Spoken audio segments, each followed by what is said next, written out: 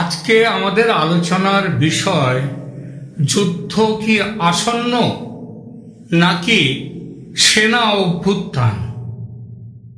এবং হঠাৎ ঢাকা থেকে ভারতে উড়ে এসে সেনাপ্রধান উপেন্দ্র দ্বিবেদীর সঙ্গে কেন দেখা করলেন ঢাকার ভারতীয় রাষ্ট্রদূত। এমন ঘটনা স্বাভাবিক তো নয়, বরং অস্বাভাবিক। আর অস্বাভাবিক শুধু নয়, খুবই অস্বাভাবিক। রাষ্ট্রদূতের এভাবে উড়ে এসে সেনাবাহিনীর প্রধানের সঙ্গে বৈঠকে বসা, যাকে বলে জরুরি তলবের বৈঠক, এমনটা সাধারণ ঘটনা তো নয়, বরং বলা যায় পুরনো ইতিহাস ঘাঁটলে এমন ঘটনার নজির খুঁজতে অনেক পরিশ্রম করতে হবে, তারপরেও যে পাওয়া যাবে এমন মনে হয় না। এবং এটা যে গুজব নয়, এটা যে সত্যিই ভারতের রাষ্ট্রদূত ঢাকায় আছেন যিনি, প্রণয় ভার্মা, তিনি চলে এসেছিলেন আজকেই। খুবই কি বলবো, জরুরি বৈঠক না করলে সাধারণত এরকম ভাবে এসে সেনাপ্রধানের সঙ্গে বৈঠক করা তো আরো, এটা হচ্ছে কি বলবো, এরকম নজির পাওয়াই যায় না। যেটা বলছিলাম যে এটা কোনো মিথ্যা খবর বা গুজব নয়, কারণ ভারতের additional director general of public information, যাকে বলা হয় ADGPI, এবং তিনি হচ্ছেন ভারতের আর্মির যিনি পক্ষ থেকে তিনি বলেছেন, যেটা একটা এক্স হ্যান্ডেলে তিনি পোস্ট করেছেন, সেখানে বলেছেন, Shri Pranay Verma, high commissioner of India to Bangladesh, called on General Upendra Dwivedi, Chief of Army Staff, and discussed a range of geostrategic issues. They exchanged views on issues of mutual interest, focusing on strengthening bilateral defense cooperation, enhancing military collaboration, and explore avenues for joint initiatives for strengthening regional security. এই যে ব্যাপারটা, এটা x হ্যান্ডেলে post হয়েছে, কিন্তু প্রশ্ন অনেকগুলোই ওঠে যে বিষয়গুলোর জন্য তাকে ডাকা হয়েছে, এই বিষয়গুলোই কি রাষ্ট্রদূতের সঙ্গে সেনাপ্রধানের বৈঠকে এর আলোচনা হওয়ার কোনো নিয়ম কিংবা ইতিপূর্বে এর কোনো নজির কি আছে? আমরা অন্তত ভারতে তো নয়, পৃথিবীর অন্য কোথাও খুঁজে পাওয়া যাবে না বলেই মনে হয়। আর সব থেকে বড় কথা হচ্ছে, বাংলাদেশের সঙ্গে যে সম্পর্ক, সেই সম্পর্কের পরিপ্রেক্ষিতে এই ঘটনা আজকে এটা কিন্তু ভ্রুকুঞ্চন এনে দেবে। কারণ এমনিতেই ভারত বাংলাদেশ সম্পর্ক এখন তলানিতে। গত কয়েকদিন ধরে বিভিন্ন প্রতিবেদনে আমি এই চ্যানেলে বলেছি, ইউনূসের চীন সফর এই খারাপ সম্পর্ককে আরো খারাপ করবে, মানে যাকে বলে যে আগুনে ঘৃতাহুতি দেবে। তাই কি হলো শেষ পর্যন্ত? কিভাবে হলো, কোথায় হলো, আসুন একটু দেখা যাক। চীন সফরে ইউনূস কি কি চুক্তি করেছেন সেই বিষয়টা খুব স্পষ্ট নয়।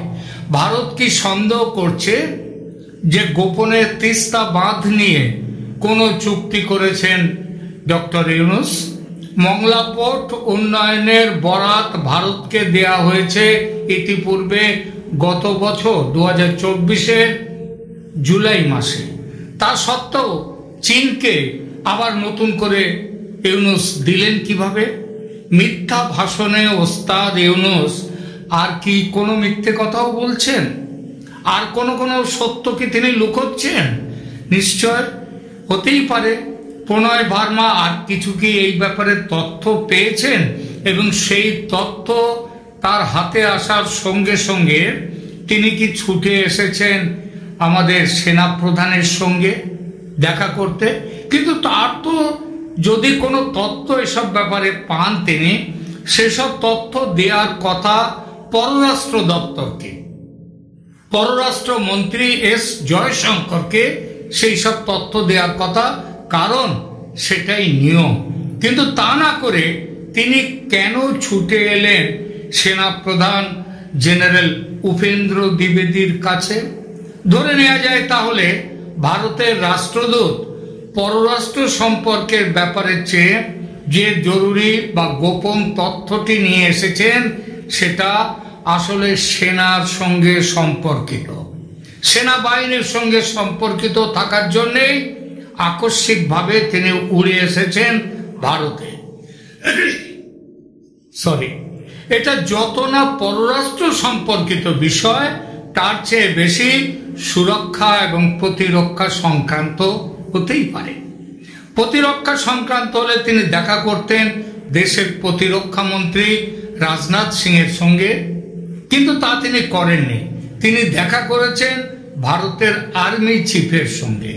তার মানে বাংলাদেশের সঙ্গে যে বিষয় ব্যক্তিগতভাবে ডিল করছেন জেনারেল দ্বিবেদী, আপনারা জানেন যে গত বেশ কয়েকবার সেনাপ্রধান উপেন্দ্র দ্বিবেদী বলেছেন যে বাংলাদেশের সেনাপ্রধান জেনারেল ওয়াকারুজ্জামানের সঙ্গে তার নিয়মিত কথা হয়, তার সাথে তার অনেক রকমের কথা হয়।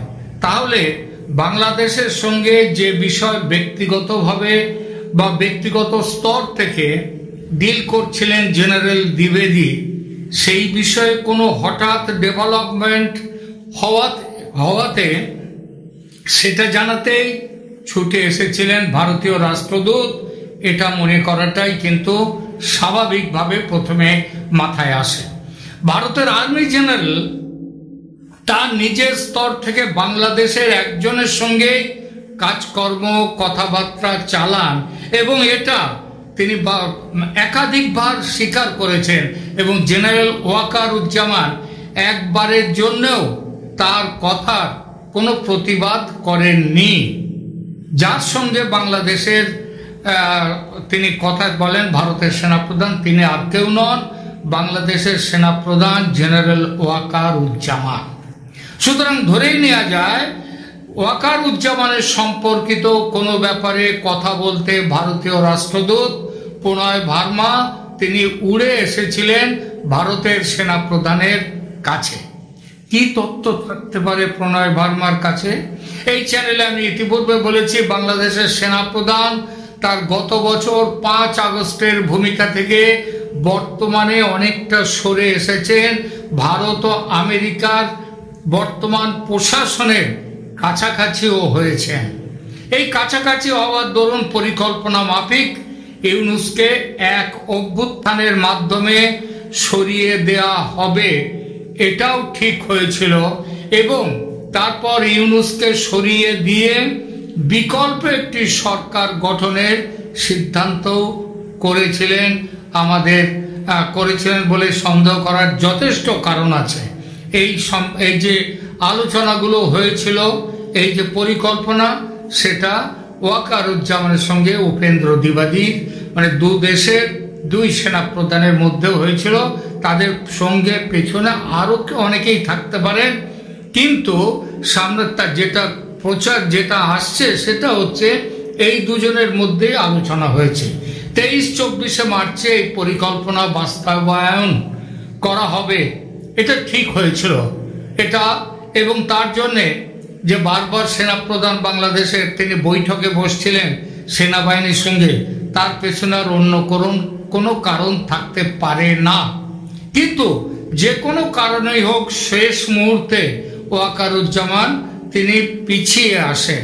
তিনি নিশ্চিতভাবেই কিছু একটা কারণ যে এর পেছনে আছে সেটা বোঝাই যায়।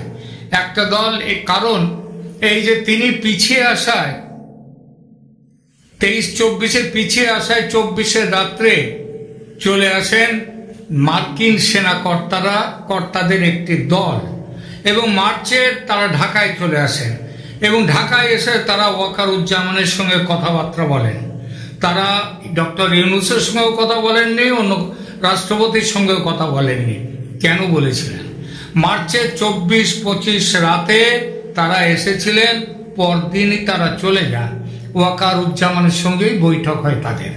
নতুন করে ঠিক হয় এই বৈঠকে ইউনূস চীনে যাওয়ার পর সেনা এই সরকারের পতন ঘটাবে। এইভাবে একটা তাদের মধ্যে আবার নতুন করে আরেকটা পরিকল্পনা হয় এবং ক্ষমতা নিজেদের হাতে তুলে নেবে সেনাবাহিনী।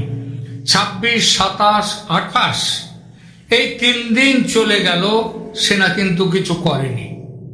সেনা তারা অভ্যুত্থানও করেনি, তারা ইউনূস সরকারকেও তার আসন থেকে সরায়নি। আজ 29 তারিখ, কাল গেছে সেনার ইউনূসের সাহেবের ফেরার দিন। এইটা ভিডিও যখন রেকর্ড করছি তখনও অবধি রাত্রে যখন রেকর্ড করছি তখনও ইউনূস সাহেব ঢাকার মাটিতে পা দেননি। ঢাকায় কিন্তু ইতিমধ্যে জোর গুঞ্জন চলছে ইউনূস সাহেব ফেরার সঙ্গে সঙ্গেই তিনি গ্রেপ্তার হতে পারেন এবং ঢাকার রাস্তায় কিন্তু ইতিমধ্যে সেনা কিন্তু গত 2-3 দিন ধরে ঢাকার রাস্তায় সেনা সেখানে মোতায়েন করা হয়েছে। তবে আজও যদি কিছু না করেন ওয়াকারুজ্জামান, তবে এই পরিকল্পনাটাও ফেল হবে।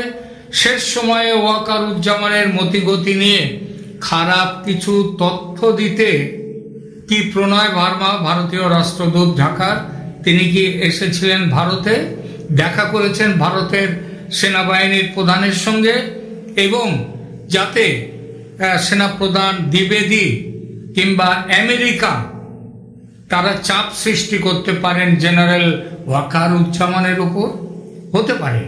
এই সম্ভাবনা কিন্তু উড়িয়ে দেওয়া যায় না। আবার এটাও উড়িয়ে দেওয়া যায় না যে সেনার মধ্যে পাকিস্তানপন্থী এবং ওই ইসলামী যে উগ্রপন্থী সেই নেতাদের তারা আপার হ্যান্ড হয়তো ইতিমধ্যে পেয়ে গেছেন। ওয়াকারুজ্জামান চুপ করে যাওয়ায়, হঠাৎ এগিয়ে গিয়েও বসে যাওয়াতে তারাও কিন্তু কিছুটা তাদের শক্তি ফিরে পেয়েছে। আবার এই তারা আপার হ্যান্ড ফিরে পেয়ে এই পাকিস্তানপন্থীরা, উগ্রপন্থীদের সমর্থক যে সেনা আছে, তারা আপার হ্যান্ড পেয়ে কিছু করতে চলেছে কিনা সেটাও কিন্তু সন্দেহের আওতার বাইরে নয়। মৌলবাদী সন্ত্রাসীরা কোনো ভারত বিরোধী ষড়যন্ত্র করে থাকতেও পারে ইতিমধ্যে। মাহফুজ আলম তো সে ঘোষণা আগেই করে দিয়েছেন। যেটাই সত্যি হোক, বিষয় সেনা সংক্রান্ত, নইলে প্রণয় ভার্মা, ভারতীয় রাষ্ট্রদূত ঢাকার, তিনি ওখান থেকে এসে সেনাপ্রধান দ্বিবেদীর সঙ্গে, উপেন্দ্র দ্বিবেদীর সঙ্গে তিনি কথা বলতেন না। সুতরাং সম্ভাবনা আছে আজকে যে ভারত আমেরিকার যৌথ চাপে ইউনূস সাহেবের ফেরার পর তার সরকার সম্পর্কে বড় সড়ো কোনো ঘটনা আজ ঘটতেই পারে বাংলাদেশেও কিন্তু সেই গন্ধটা রীতিমতো তীব্র হয়ে ভাসছে। আমি সেখানকার সোশ্যাল মিডিয়াতে অনেক পোস্ট দেখতে পেয়েছি।